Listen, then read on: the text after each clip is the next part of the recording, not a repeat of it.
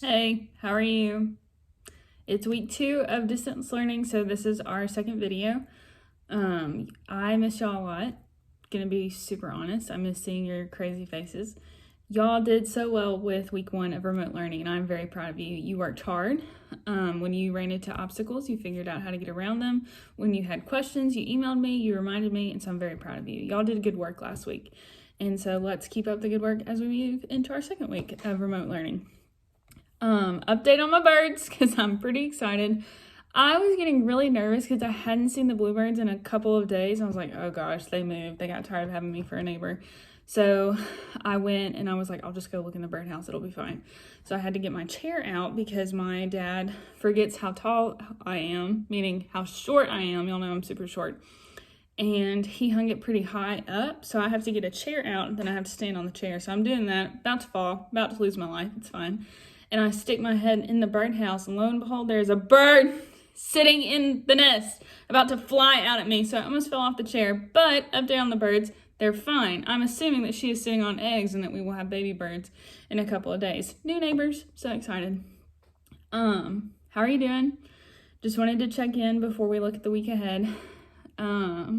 If you need somebody, I want to encourage you to reach out, whether it's to me or to another one of your teachers. You have people who care a lot about you, and it is killing us. It's killing me to not be able to see you and to check in on you. There's a lot going on right now. So if you need somebody, I want you to reach out. I want you to email me. I want you to remind me, or just somebody say, hey, can we talk? There's a lot going on right now, and it's okay to be a little overwhelmed. I have been a little overwhelmed in the past couple of days, but I know that you have people around you who care about you and who support you. And so I wanted to remind you that you have those people. I want to say I've had a crazy week, but it hasn't actually been that crazy. I've just been a little stir crazy. I've done puzzles. I've read books. I've attempted to organize my books and gave up on that. So now my house is a mess. I burnt through a whole candle. Like, that's how much time I've had on my hands. I don't know what to do with myself without you, without seeing y'all every day. So we all going a little crazy, but it's okay. We're going to make it. Overview of the week.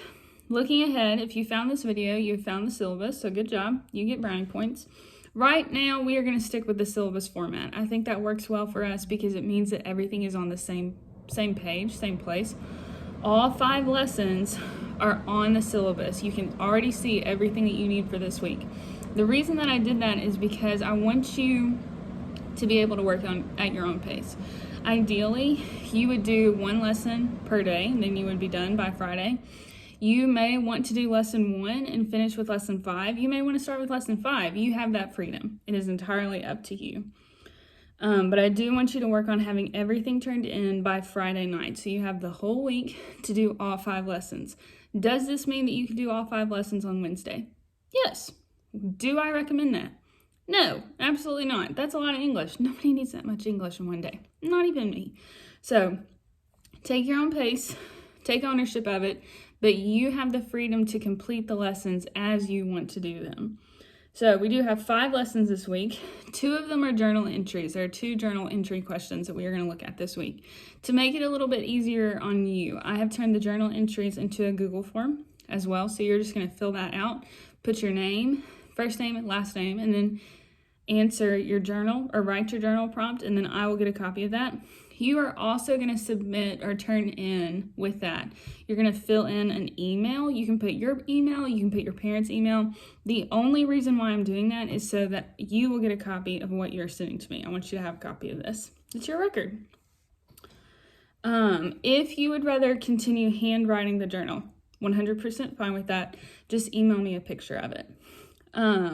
The next lesson that you have, you're going to read a short story called After 20 Years by O. Henry. He's one of my favorite authors.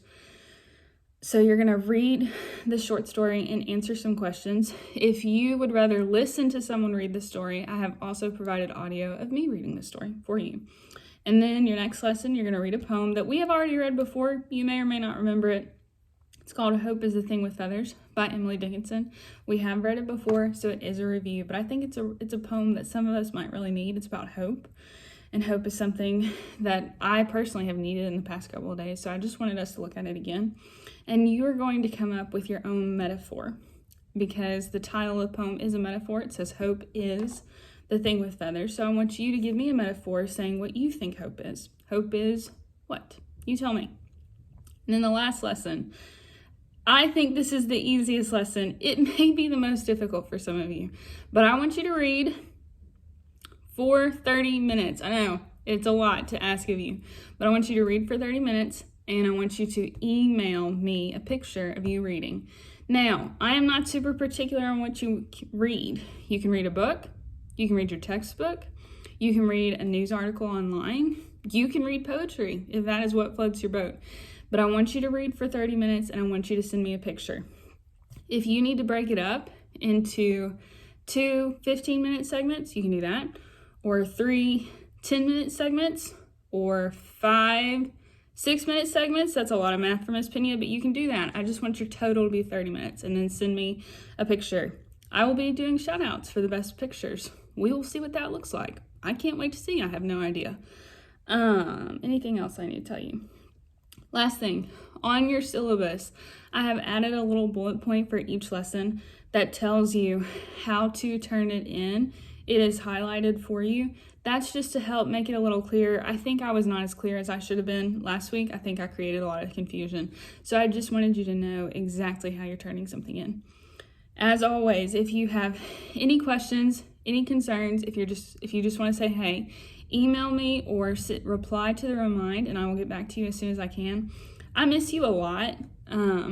I look forward to the day that we can have class again, and I hope that that day is coming. I don't know when it is. I will update you as I know, but I do miss you a lot. Get outside if you can.